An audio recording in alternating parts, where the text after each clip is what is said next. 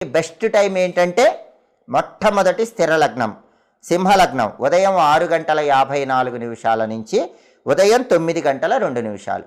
ఒకవేళ ఆ సమయంలో చేసుకోవటం వీలు కాలేదనుకోండి, ఆగస్టు 8వ తేదీ ఉన్నటువంటి తర్వాత స్థిర లగ్నం ఏంటంటే వృశ్చిక లగ్నం. ఆ వృశ్చిక లగ్నం ఎప్పుడుందంటే ఆగస్టు 8వ తేదీ మధ్యాహ్నం 1:19 నుంచి మధ్యాహ్నం 3:33 వరకు ఉంది. ఆ టైంలో అయినా చేసుకోవచ్చు. ఒకవేళ ఆ సమయం కూడా చేసుకోవటం వీలు కాలేదనుకోండి, తర్వాత స్థిర లగ్నం ఆగస్టు 8 ఎప్పుడుందంటే కుంభలగ్నం. ఆ కుంభలగ్నం ఎప్పుడుందంటే రాత్రి 7:29 నుంచి రాత్రి 9:06 వరకు ఉంది.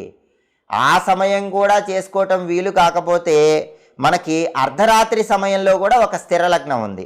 అర్ధరాత్రి మనకి వృషభ లగ్నం ఉంది. ఆ వృషభ లగ్నం ఎప్పుడు వచ్చిందంటే అర్ధరాత్రి మనకి